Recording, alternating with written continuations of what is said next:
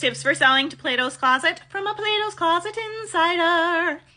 I do want to make a disclaimer and just let you know that each Plato's Closet is individually owned, so they do vary a bit. However, the tips I'm about to give you are pretty general. They should apply to pretty much all Plato's. Number one, and probably the most important, wash your clothes. Wash and fold your clothes. It's going to make such a difference for those buyers because washing them is going to get rid of any deodorant marks, maybe some makeup marks if you're like trying them on to decide if you want to get rid of them or not. It's also going to get rid of any odors that you might not even be aware that is there.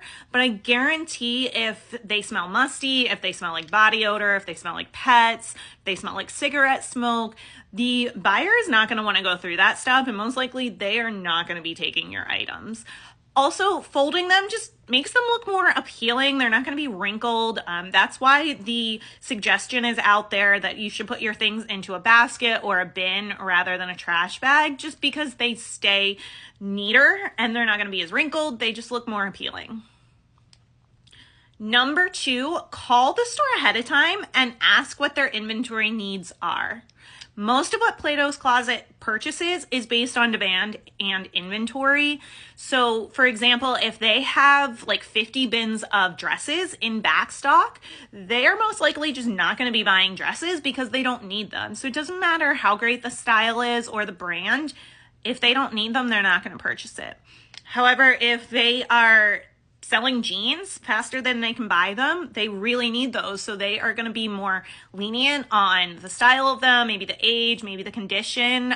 So you have better luck selling those kind of items that they're in need of. Number three, bring in shoes and accessories. A lot of people forget that Plato's Closet does take shoes, purses, jewelry, that kind of thing. Also, the accessories turn faster than clothing does. So typically there's more of a demand for those items. There's more of a need for those in the stores. So they're more likely to be a little less selective with what they're purchasing. They're more in need of them. Also, shoes and accessories don't age quite like clothing does. Especially in the age of fast fashion, clothing is turning over so quickly, styles are changing so quickly that something that's popular now might be out of style in 6 months.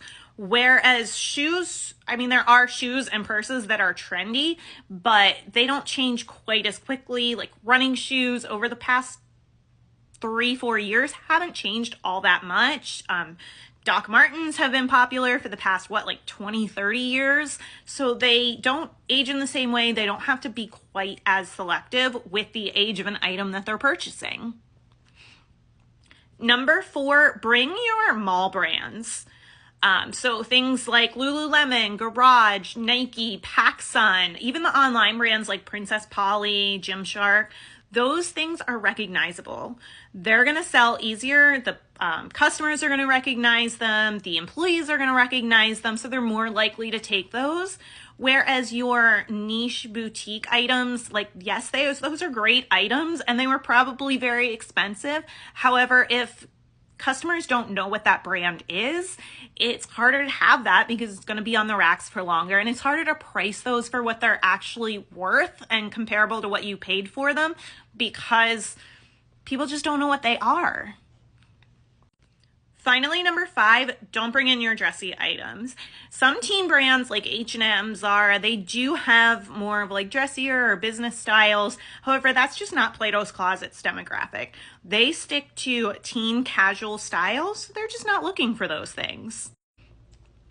Finally, I do want to remind you that Plato's Closet workers are human. They're going to make mistakes. They're going to take things they should have passed on, pass on things they should have taken. Just give them a little bit of grace. They're just trying to do their job.